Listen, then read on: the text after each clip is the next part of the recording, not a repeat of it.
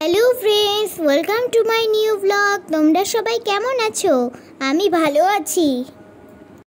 আজ আমি পার্কে গিয়েছিলাম সত্যজিৎ সরণের স্বদেশ ভূমি চিত্রাঙ্কন প্রতিযোগিতায় অংশগ্রহণ করতে। পার্কের বৈশাখী মঞ্চে এই প্রতিযোগিতা অনুষ্ঠিত হয়েছিল। বৈশাখী মঞ্চ 2 খুব সুন্দর করে ডেকোরেশন করা হয়েছিল, কিন্তু সেখানে অনেক প্রতিযোগী ছিল, তাই সেখানে আর বসার জায়গা ছিল না। সেই জন্য আমরা বৈশাখী মঞ্চ 1-এ অপেক্ষা করছিলাম।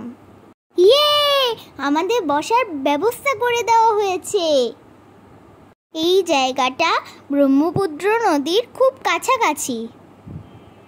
দিনটাও খুব মেঘলা ছিল, আর এই প্রতিযোগিতার কারণে খুব উৎসবমুখর একটা দিন ছিল। আর হ্যাঁ, আমাদের সাথে কিন্তু একটা গেস্টও ছিল। কেমন লাগলো ওকে দেখতে? দেখো, বর্ষায় নদীর জল কত বেড়ে গেছে। পার্কের আবহাওয়াটা খুব সুন্দর ছিল।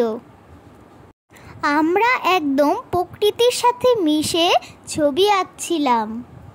আমাদের প্রতিযোগিতার বিষয় ছিল প্রাকৃতিক দৃশ্য। আর দেখো, আমাদের গেস্ট ঠিক আমার সামনেই এসে বসেছে। আমার একটু ভয়ও লাগছিল, আবার একটু ভালোও লাগছিল। তোমরা দেখো, ও কত কিউট, কি লক্ষ্মী হয়ে সামনে বসে আছে।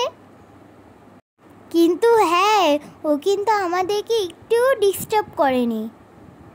আমার আঁকা প্রায় শেষ, কিন্তু একটু ফাইনাল টাচটা বাকি আছে। আমি ফাইনাল টাচটা দিয়ে নিলাম। আর এর মধ্যেই ধীরে ধীরে বৃষ্টি পড়া শুরু হয়ে গেছে। থ্যাঙ্কস গড, আমার আঁকা প্রায় শেষের দিকে ছিল, না হলে যে কি হতো।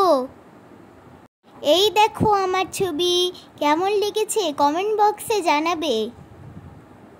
এখানে কত ভিড় দেখেছো? আমরা সবাই প্রতিযোগিতা শেষ করে এই মঞ্চে জমা হয়েছিলাম, কিন্তু এখানে বসার কোনো জায়গাই ছিল না। তাই আমি আর মি ভাবলাম একটু ফুচকা খেয়ে আসি। দেখতে দেখতে আমাদের ফুচকাও চলে এলো।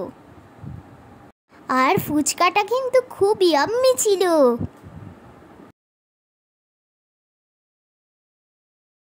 পরে আমরা আবার মঞ্চে গেলাম।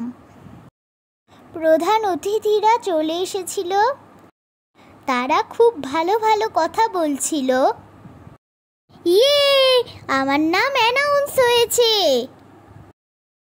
আমি প্রতিযোগিতায় ক গ্রুপে 3য় স্থান অধিকার করেছি।